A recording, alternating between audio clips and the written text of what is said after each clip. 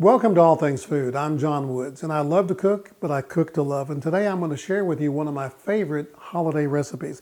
In fact, it's not only a holiday recipe, we have this recipe throughout the year. It's really, really good, and it's a salad. And what kind of a salad is it? I'm going to tell you in just a minute. I really don't have a name for this salad. I know it's good, and it's just a frozen pea salad. That's all I can say. Now hang with me, because once you try this salad, I guarantee it will become part of your family repertoire at most family gatherings from here on out. So let's go ahead and get started. I'm gonna go ahead and heat up a little skillet over here. We're gonna fry up some bacon. I've already chopped that into small pieces. It's pretty thick bacon. I always like to add just a tad of oil to my skillet to help get that bacon started, not too much, just a little bit.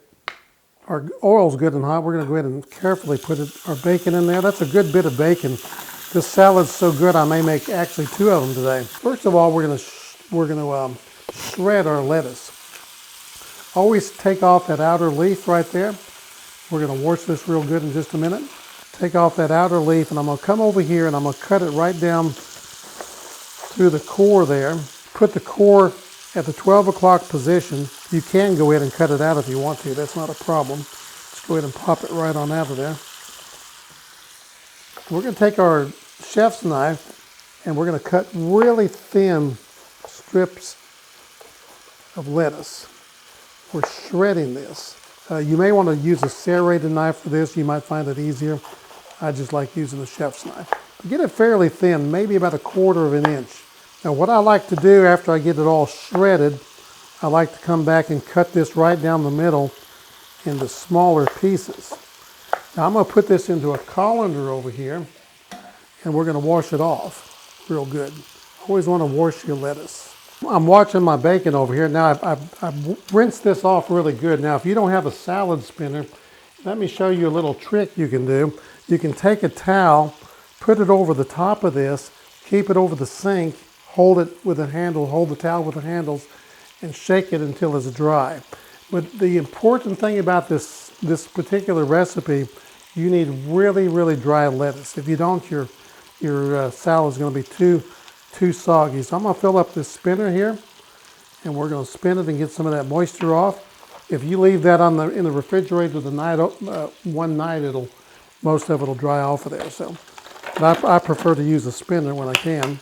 I have these green onions, very important part of the recipe here. You can use red if you want to. I'm going to go ahead and just cut these up a little bit. Even get some of the green part of it. Put that off in a bowl over here. Second thing is we're going to shred some cheddar cheese. Got a block of cheddar cheese. I shredded some of this yesterday because I wanted to show you something for this video. A good piece of advice. It's worth hitting the like button for this. You know, a lot of times you'll shred cheese and it sticks together.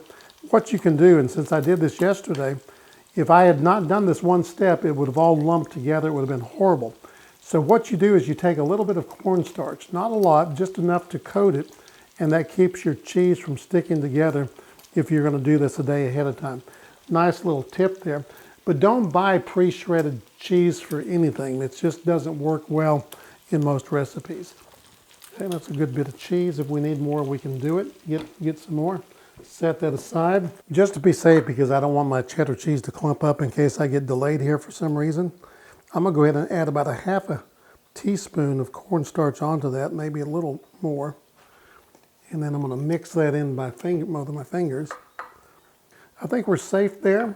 Now what we're going to do now is start to assemble this recipe. And I'm going to take a diversion from the normal way that my family does it, because I need to bulk this up. I know tomorrow I need at least 20 servings, if not a few more. And I don't really want to take the time to make 2 of these separate recipes. So I'm going to bulk this up, and how am I going to do that? First thing we're going to do is we're going to take our shredded lettuce that's dry and line the bottom of the baking dish here. This is a 9 by 13. These are frozen peas. Keep them frozen. Don't let them sit out too long, or they'll thaw. And we're going to take our peas and come in with a layer on top of the lettuce here. Now we're going to come in, and this is where I'm going to vary it up just a little bit from the normal recipe. Normally we'd take our mayonnaise over here, spread it on top, but I'm going to doctor up the mayonnaise a little bit. Okay, what I'm going to do with mine, and my wife doesn't do this, I'm going to take a little bit of heavy cream, not much, just a little bit, put in there, maybe 2 tablespoonfuls, just to thin that down, just a tad. Then I'm going to go ahead and put my little bit of salt in there so I can get that distributed quite evenly, and a little pepper in there. And why don't I put the salt right in there, because it'll cause, that salt will cause that lettuce to sweat some. I'm going to go ahead and mix all this together real good. Carefully spread this around. It's going to take about 4 full cups to maybe even 6 to do this big pan. Just enough to get out to the edges of it and seal up around the edges. Take a little bit of my cheese, sprinkle it right on top here. Green onions on top. Okay, we're going to take some of our bacon over here. We're going to take these bacon bits and I'm going to chop them up just a little bit and drain the grease off of them. Cut them up a little smaller.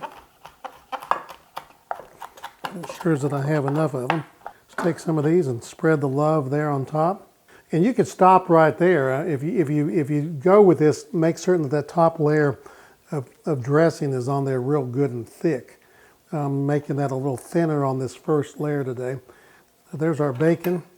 Now we're going to start this process all over again to make a double batch of this. Get our lettuce over here. That's a good head of lettuce, maybe even a little more actually. Now we're going to take our peas over here.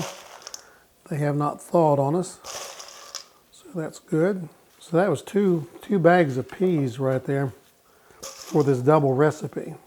And I went ahead and put my salt and pepper in it, and I think that just kind of balances out the seasonings in this. Now we're going to top it off with our cheese.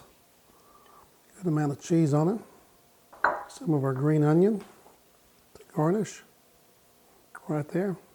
Come over here with our bacon bits. Put them right on top. So there you have it, 2 layers of this pea salad. I don't really know what we want to call it.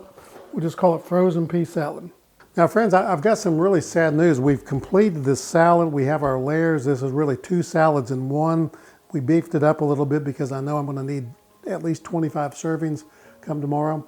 Now the sad part about this is we're not going to eat it today.